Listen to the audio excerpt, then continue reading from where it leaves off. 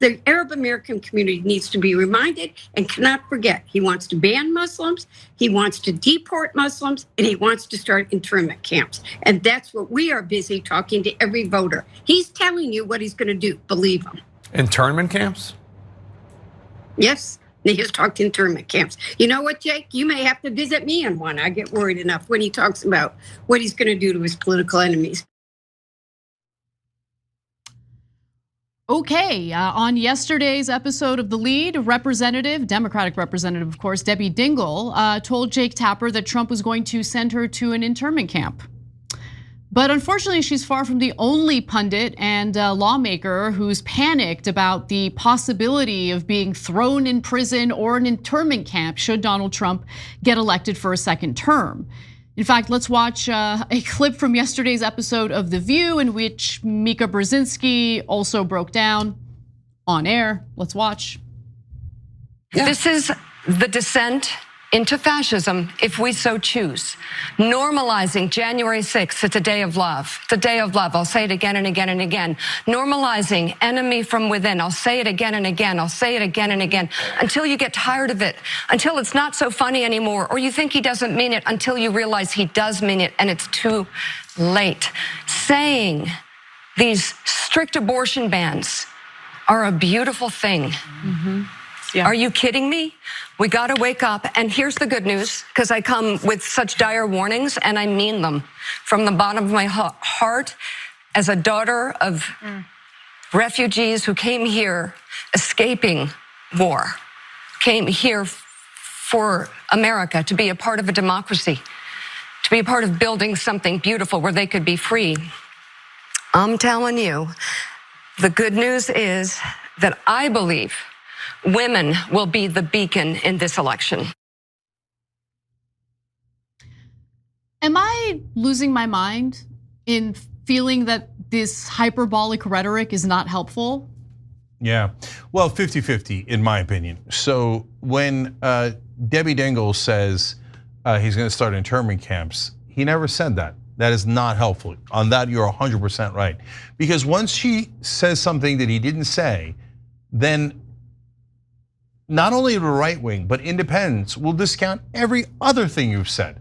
Not just every other thing you've said, but every other thing that anyone on the left has said. He never said internment camps. Don't say that. Now, on the other hand, Republicans, you keep denying something he 100% did say. He said, I want a total and complete shutdown on Muslims entering the country. That was back when he was running in 2016. Everybody keeps, you know why they pretend that he didn't say that? Because that sounds uncomfortable, because it's obviously bigoted. Okay, he did say that. Yeah, he did say that, but it wasn't bigoted. Let's actually look at what he said. We put out a statement today. We watched this, and it's impossible to watch this gross incompetence that I watched last night. And these people are going crazy. They won't report it properly. Shall I read you the statement? Now listen, you got to listen to this one, because this is pretty heavy stuff, and it's common sense, and we have to do it. Remember the poll numbers: 25%, 51%. Remember the poll numbers. Okay, so remember this. So listen. Donald J. Trump is calling for a total and complete shutdown of Muslims entering the United States until our country's representatives can figure out what the hell is going on.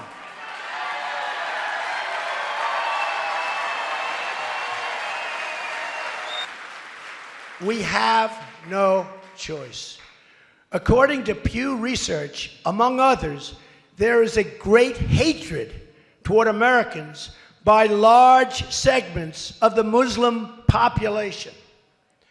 Most recently, a poll from Center for Security Policy released data showing 25% of those polled agreed that violence against Americans, these are people that are here, by the way, people here, 25, not 1%. By the way, 1% would be unacceptable.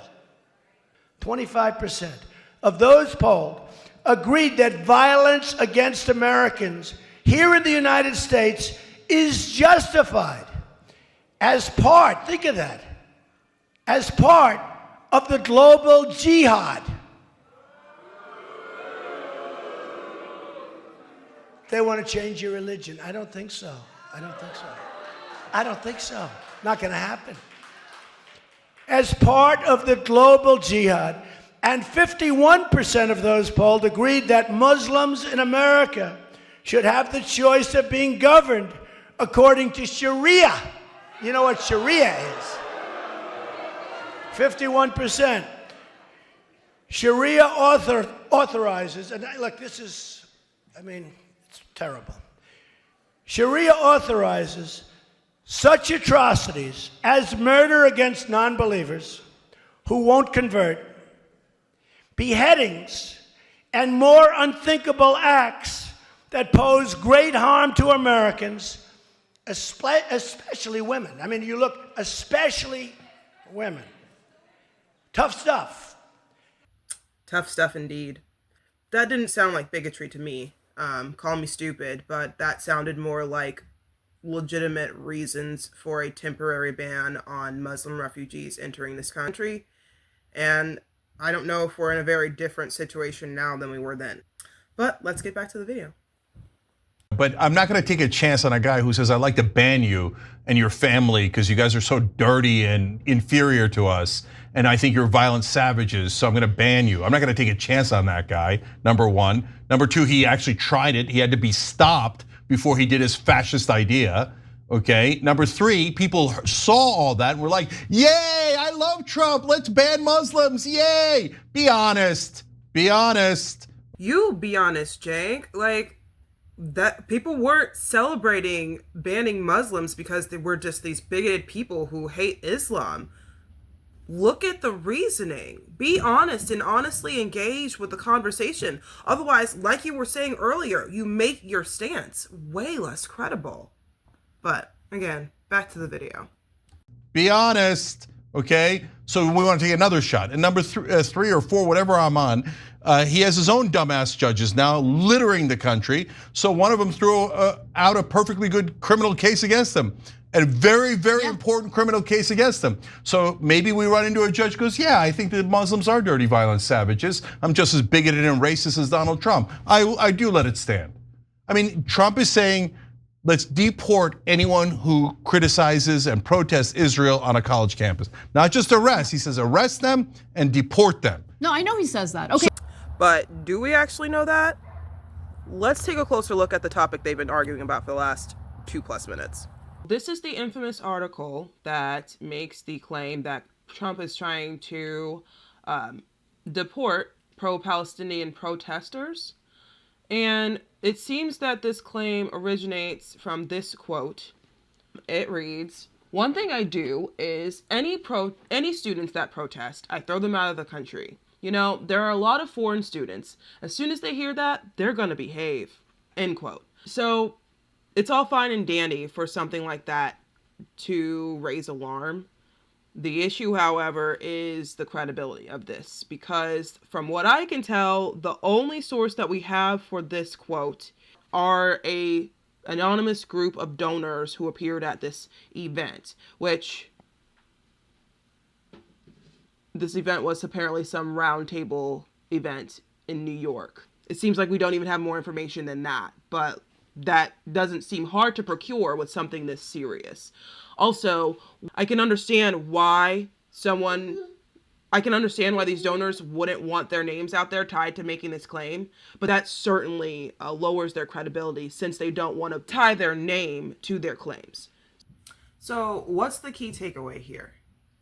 On one hand, I'm really grateful that Jank at least pointed out that the whole internment camp comment wasn't true. He's been one of the biggest attackers of Trump since he came on the scene while trying to be fair. So if he says that he didn't say the internment camps thing, I believe it. It's not worth me doing the footwork to fact check that one. But on the other hand, we can't just blindly trust our sources. It's important that we follow the story, see where it leads, see how credible the statement that you're reporting as though it's confirmed and true. We have to actually check that before we argue for 2 minutes with our co-host about something that we have no idea if it's true or not.